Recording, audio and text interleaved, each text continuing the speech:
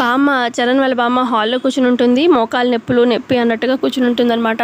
ఇక కాలేజ్కి అని చెప్పి బయలుదేరుతారు. ఇటు పల్లవి, చరణ్, చంటి ఇక హాల్లో వాళ్ళు కూడా వస్తారనమాట. ఈ కాలు బాగా నొప్పిగా ఉంది అని చెప్పి పల్లవి అటు చరణ్, చంటిలతో చెప్తూ ఉంటుంది బామ్మ. అప్పుడు చరణ్ అంటాడు, అయినా నీ కాలుకి వయసు అయిపోయింది కదా బామ్మ, అందుకే నీకు కాలు నొప్పులు వస్తున్నాయి అని చెప్పి అంటూ ఉంటే చరణ్ అప్పుడు పల్లవి అంటుంది, ఆహా వయసు అయిపోవడం వల్ల ఈ కాలు నొప్పి వస్తుందా, మరి ఇంకో కాలు ఏమైంది, ఆ కాలుకి కూడా వయసు అయిపోయింది కదా, మరి దానికి ఎందుకు నొప్పి రాలేదో.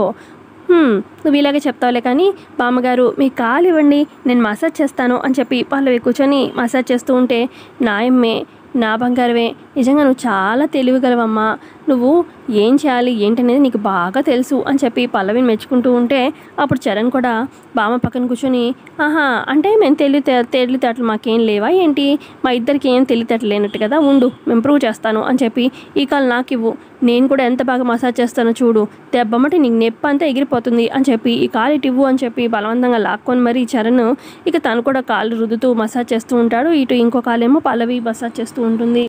ఇక అలాగా అటు ఇటు ఇద్దరు నొక్కుతూ ఉంటే అటు బామ్మ ఏమో అల్లాడిపోతూ ఉంటుంది.